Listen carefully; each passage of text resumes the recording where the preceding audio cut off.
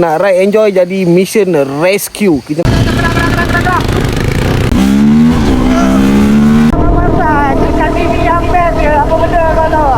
kita dah masuk kat jalan off-road.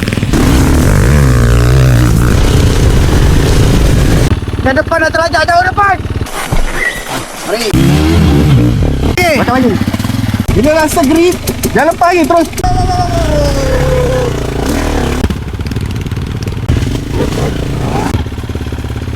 Dah ganap. Poket dah goyang ni. Gajah ni umur dalam buat unggun api, duduk depan api. Kita makan? 2 hari. 2 hari tak makan.